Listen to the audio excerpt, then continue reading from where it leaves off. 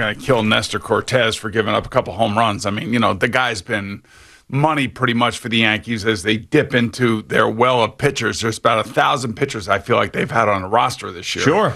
And yesterday was a messy game, and of course with the errors and everything else, and it was just one of those games in the middle of a season where nothing goes right for you. And the other team is going to figure out a way to win, and they did. And it's kind of a weird little series going on here with Kansas City, but they're going to have to clean it up because when they play the White Sox, man, it's going to be a completely different set of circumstances. Now for the Mets, their game gets suspended. The interesting thing, the Phillies got wiped out by the Dodgers last night. They got shut out. And then, of course, here come the Braves. Mm-hmm. And the Braves beat the Reds. And, you got this race going down. And it was interesting to hear what Zach Scott was saying yesterday about injured players and how the injured players are not holding up their end of the bargain, their responsibility. Was it some of them, yeah. Well, look, I mean, you could just – that some of them are not following the protocol that they're being told to follow. So it was – I can only go back to when I was playing and what our requirements were as players, and they were made crystal clear by the head coach what our responsibilities were, and he would lay it out or whoever the coach was. Maybe it wasn't the case with Richie, but almost all the other coaches would lay it out every single day. Treatment. Who's got to get it? Who's got to be there? Day off. Treatment. It's kind of like what's going on with Michael Thomas and the Saints a little bit. Like the Saints have a way of saying, and maybe even the Buffalo Sabres and Jack Eichel for that matter. Yeah. This is what we want you to do. This is how we want you to take care of yourself. And this is your responsibility because your body is your temple. Your body is what is making you money and is what we're paying you for. So you have to take care of yourself. Like John Mayer once saying, your body is a wonderland. Right. So if you don't take care of yourself, and I think it sounded to me, and I don't want more out of it than there is to be, but I don't know. It sounds like there are certain players on this roster that have done what they've wanted and maybe have not done what the Mets have expected them to do, which again goes back to what have we been talking about all of these franchises around here and what are they trying to establish? They're trying to build a culture, Boomer. Well, the culture still sucks then for the Mets if this is the case. And I honestly, I've never heard a GM, whether he's being an interim GM or he's going to get the job for good, really actually call out the players in this light saying, hey, you know what? If players don't follow the protocol, we can't, there's not much we can do about it. It's really up to them. Yeah, I wish you would have named some names. That would have been great. Really make a name for yourself, Zach Scott. Now, it was an answer to a question, if I'm not mistaken. It was. Where he said, what's going on with all these injuries? And he started rattling off, sometimes it's bad luck, sometimes it's this, and sometimes, guys aren't coming back because they're not following the things we're telling them to follow. Yeah, that's right. And to me... And that was the bomb that was dropped yesterday. Well, to me, it just speaks to the culture of the team again. It goes back to... Lindor? I don't know. I don't know who it is, but I kind of want it to be Lindor. But to me, it's like, look, guys, you're getting paid a hell of a lot of money. It's your job, and you should be required to follow whatever the training staff is telling you, unless, of course, you believe you have gotten a misdiagnosis, and every player in every sport is allowed to get a second opinion away from their teams. Yeah. So I'm not really sure what Zach is alluding to, other than the fact that there are numerous players that have not followed what the training staff wants. And to me, that, again, speaks to a big problem. It's an interesting thing to say publicly when you're Zach Scott, That's right. isn't it? But, here's what I took out of this thing yesterday, is that they're hearing everything that everybody's saying. They're reacting to everything that, the newspaper writers are writing, the fans are writing on social media, what we're saying here at WFAN.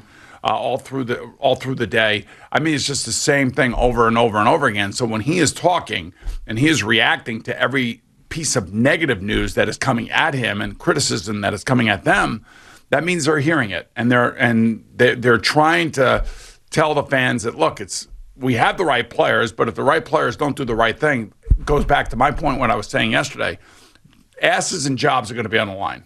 Yeah, and they should be. When I hear Zach Scott speak, and maybe this isn't right, but I think to myself, do you have any power? Honestly. Who are you exactly, and do you have any power, and does any player respect you at all?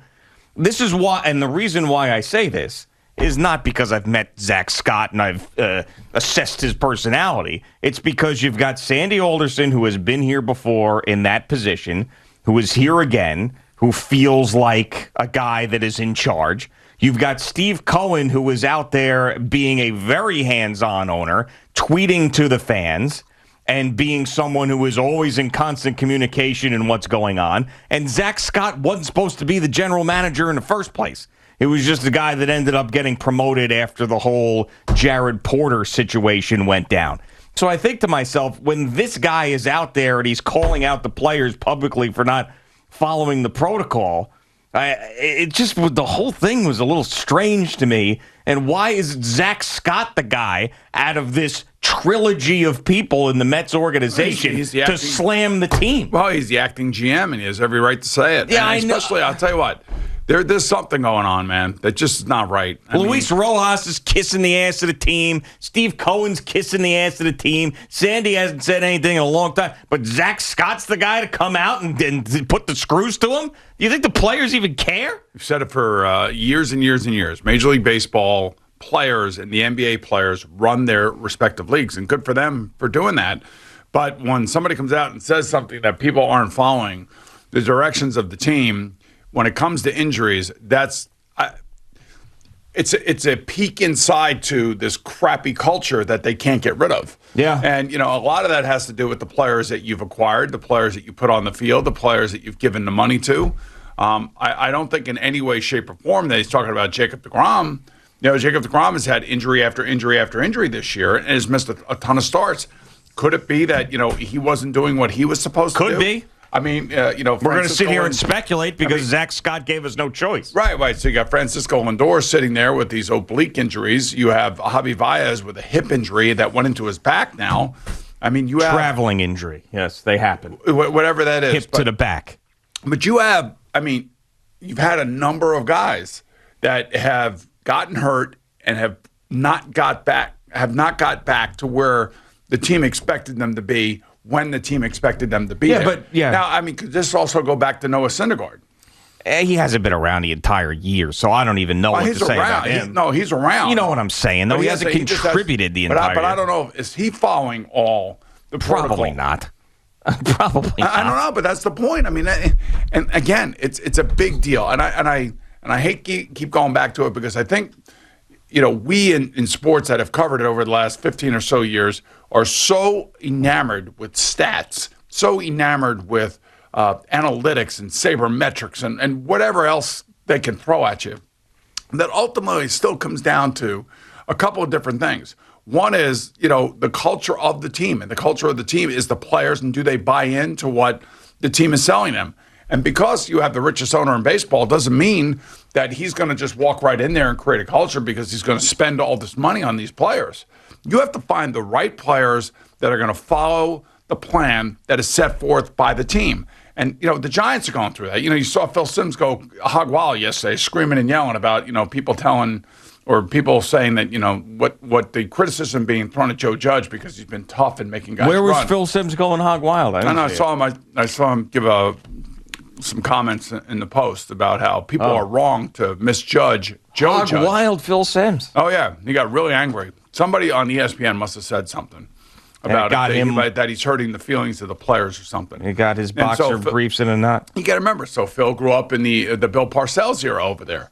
And, player feelings weren't, on the thought process of the coach at that point in time. He was trying to demand a certain way of doing things and being tough on those players. That's why when Bill Parcells moved from the Giants to the Patriots to the Jets, he'd always bring his handful of guys with him in that locker room to police the locker room.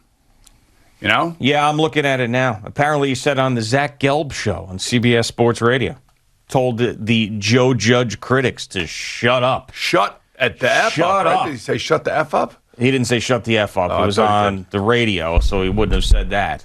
He said, people say Joe Judge is too tough on the player. I say shut the F up. Yeah, but he's right. Yeah. I mean, he's totally right. But then again, football players haven't really controlled their sport as well as baseball and basketball players. You know what? This just hit me because this is what I thought yesterday with Zach Scott was, and this is no disrespect to the man's name that I'm going to use right now, who works here. But Zach Scott calling out the Mets yesterday was like if David Marinick called us out here.